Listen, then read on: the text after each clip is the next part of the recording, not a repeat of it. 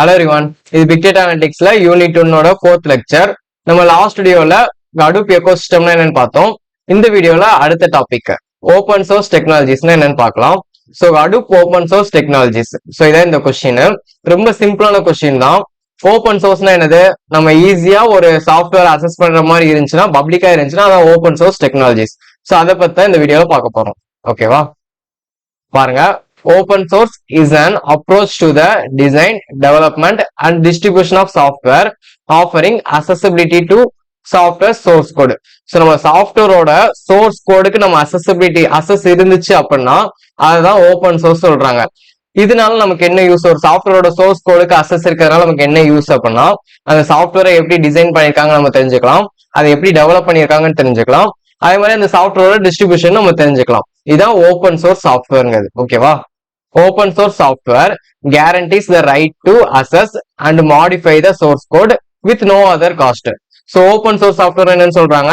ஒரு சோர்ஸ் கோடை நம்ம அசஸ் பண்ணி அதை மாடிஃபை பண்ண முடிஞ்சு அப்படின்னா அதுதான் ஓபன் சோர்ஸ் சாஃப்ட்வேர்னு சொல்றாங்க.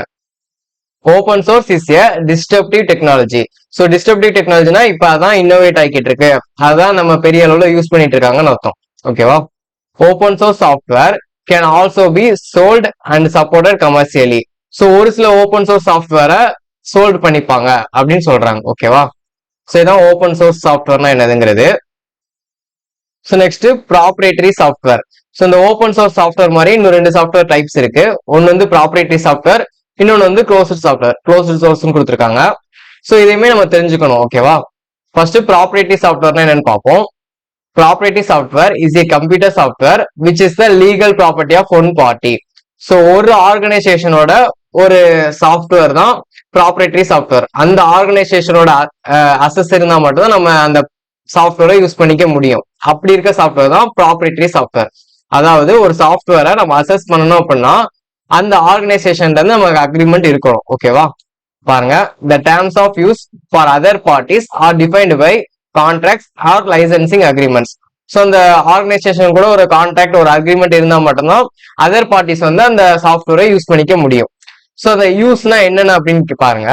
These terms May include various privileges to share, அல்டர், use the software and it's code. So அந்த சாஃப்ட்வேரை நம்ம ஷேர் பண்ணிக்கலாம், இல்லை அல்டர் பண்ணிக்கலாம், இல்லை அப்படின்னா அந்த சோர்ஸ் கோடு நம்ம யூஸ் பண்றது, அதை சேஞ்ச் பண்றது எல்லாமே இந்த டேர்ம்ஸ், அதாவது இந்த யூசஸ்ல கொடுத்துருக்காங்க. ஓகேவா? இதான் ப்ராப்ரேட்டரி சாஃப்ட்வேர்ங்கிறது. இந்த ப்ராப்ரேட்டரி சாஃப்ட்வேர்னா ஒரு சாஃப்ட்வேரை ஒரு ஆர்கனைசேஷன் தான் ஓன் பண்ணிப்பாங்க. அந்த ஆர்கனைசேஷனோட பெர்மிஷன் இருந்தா மட்டும்தான் மற்ற பார்ட்டிஸ் வந்து அந்த சாஃப்ட்வேரை யூஸ் பண்ண முடியும். இதுதான் ப்ராப்ரேட்டரி சாஃப்ட்வேர். நெக்ஸ்ட் வந்து க்ளோஸ்ட் சோர்ஸ். க்ளோஸ்ட் சோர்ஸ்னா அதுக்கு அப்படியே ஆப்போசிட். க்ளோஸ்ட் சாஃப்ட்வேர்னா என்னது? யாருக்குமே அக்சஸ் இல்லை அப்படின்னா அதான் க்ளோஸ்ட் சாஃப்ட்வேர் சொல்றாங்க. பாருங்க, closed source is a term for software whose license does not allow for the release or distribution of the software source code. So ஒரு சாஃப்ட்வேரோட சோர்ஸ் கோட எங்கேயுமே ரிலீஸ் பண்ணாம பத்திரமா வச்சிருந்தாங்க அப்படின்னா அதான் க்ளோஸ்ட் சோர்ஸ்னு சொல்றாங்க. ஓகேவா? access to the source code by third parties commonly requires the party to sign a non-disclosure agreement. So non-disclosure agreementனா யார்கிட்டயுமே ஷேர் பண்ணக்கூடாது, அந்த சோர்ஸ் கோட யார்கிட்டயுமே ஷேர் பண்ணக்கூடாதுங்கிற அக்ரிமெண்ட்டை சைன் பண்ண அப்புறம் தான் ஒரு தேர்ட் பார்ட்டிக்கு அந்த சோர்ஸ் கோடுக்கு அசஸ் கொடுப்பாங்க. ஓகேவா? இதான் க்ளோஸ்ட் சோர்ஸ்ங்கிறது. நெக்ஸ்ட் நம்ம இப்போ ஓபன் சோர்ஸ் தான் பார்த்துட்டு இருக்கோம். இந்த ஓபன் சோர்ஸ்ல இருக்கிறதுக்கு என்ன தேவை? நீட் ஃபார் ஓபன் சோர்ஸ் அதான் பார்க்க போறோம்.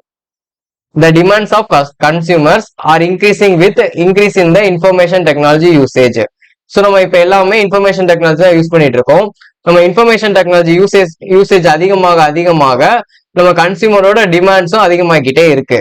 ஸோ அந்த டிமாண்ட்ஸ் அதிகமாக நமக்கு அதுக்குண்டான சொல்யூஷன்ஸ் நம்ம கொடுக்கணும். பாருங்க, information technology solutions are required to satisfy their different needs. So ஒவ்வொரு கன்சியூமரோட டிமாண்டுக்கு தகுந்த மாதிரி நம்ம சொல்யூஷன்ஸ் ப்ரொவைட் பண்ணிட்டே இருக்கணும். Single solution provider cannot produce all the needed solution. So எல்லா சொல்யூஷனுக்குமே ஒரே ப்ரொவைடர், ஒரே ஆர்கனைசேஷனால சொல்யூஷன் கொடுக்க முடியாது. அதனால open source software are a better solution since they are available for anyone and for any user. So இதனாலதான் நமக்கு ஓபன் சோர்ஸ் சாஃப்ட்வேர்ங்கிறது இங்க தேவைப்படுது. ஸோ ஓபன் சோர்ஸ் சாஃப்ட்வேர்னா நமக்கு என்ன தேவையோ அதுக்கு தகுந்த மாதிரி அந்த சாஃப்ட்வேர் அசஸ் பண்ணிக்கலாம், எப்பனாலும் நம்ம யூஸ் பண்ணிக்கலாம், யாருனாலும் யூஸ் பண்ணிக்கலாம். இதனாலதான் ஓபன் சோர்ஸ் சாஃப்ட்வேர்ங்கிறது ஒரு பெட்டர் சொல்யூஷன் சொல்றாங்க. ஓகேவா? Next open source technologies. நம்ம இப்ப அதிகமா யூஸ் பண்ணிட்டு இருக்க ஓபன் சோர்ஸ் டெக்னாலஜிஸ் என்னென்னங்கிறத இதுல பார்க்க போறோம். பாருங்க, some of the most widely used open source technologies are operating systems. So ஒரு ஆப்ரேட்டிங் சிஸ்டம் பொறுத்த வரைக்கும் லினக்ஸ்ங்கிறது ஒரு ஓப்பன் சோர்ஸ் டெக்னாலஜி.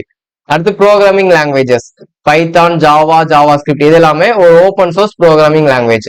அடுத்து சர்வர்ஸ், அப்பாச்சி, மூடில், இது எல்லாமே ஒரு ஓப்பன் சோர்ஸ் சர்வர், யாருனாலும் அக்சஸ் பண்ணிக்கலாம். அடுத்து client software, Mozilla, Firefox, Audacity, இது எல்லாமே ஒரு ஓப்பன் சோர்ஸ் சாஃப்ட்வேர், யாருனாலும் நம்ம அக்சஸ் பண்ணிக்கலாம். அடுத்து டிஜிட்டல் கண்டென்ட், ஸோ விக்கிபீடியா, இதை மாதிரி இருக்கிற டிஜிட்டல் கண்டென்ட்டுமே ஓப்பன் சோர்ஸ் சொல்றாங்க. இது எல்லாமே தான் நம்ம அதிகமா யூஸ் பண்ற ஓப்பன் சோர்ஸ் டெக்னாலஜிஸ். இதனால நமக்கு நிறைய பெனிஃபிட்ஸ் இருக்கு. அதனால இந்த ஓப்பன் சோர்ஸ் டெக்னாலஜிஸ் பத்தி நம்ம படிக்கிறோம். ஓகேவா? ஸோ இவ்வளவுதான் ஓப்பன் சோர்ஸ் டெக்னாலஜிங்கிறது. ரொம்ப சிம்பிளான கொஸ்டின் தான். ஃபர்ஸ்ட் ஓப்பன் சோர்ஸ்னு என்ன எழுதுறீங்க, அடுத்து அதுல இன்னும் 2 சாஃப்ட்வேர் இருக்கு. ப்ராப்பர்ட்டி சாஃப்ட்வேர்னு ஒன்று இருக்கு, க்ளோசர் சாஃப்ட்வேர்னு ஒன்று இருக்கு. அதையுமே நம்ம தெரிஞ்சு வச்சுக்கிறோம். அடுத்து நீட் ஆஃப் ஓப்பன் சோர்ஸ், இந்த ஓப்பன் சோர்ஸ்னால நமக்கு என்ன யூஸ் இருக்கு, எதனால இந்த ஓப்பன் சோர்ஸ் தேவைப்படுது அப்படின்னு எழுதிக்கிறோம். அடுத்து நம்ம ரொம்ப யூஸ் பண்ற ஓப்பன் சோர்ஸ் டெக்னாலஜிஸ் என்னென்னங்கிறத எக்ஸாம்பிள்ஸ் எழுதுறோம். ஓகேவா? ஸோ இவ்வளவுதான் இந்த ஓப்பன் சோர்ஸ் டெக்னாலஜிஸ்ங்கிற கொஸ்டின். ரொம்ப சிம்பிளான கொஸ்டின் தான். இந்த வீடியோ உங்களுக்கு யூஸ்ஃபுல்லா இருந்துச்சுன்னா உங்க ஃப்ரெண்ட்ஸ்க்கு ஷேர் பண்ணுங்க. நம்ம சேனலை சப்ஸ்கிரைப் பண்ணிக்கோங்க. நெக்ஸ்ட் வீடியோவை பார்க்கலாம். தேங்க்யூ.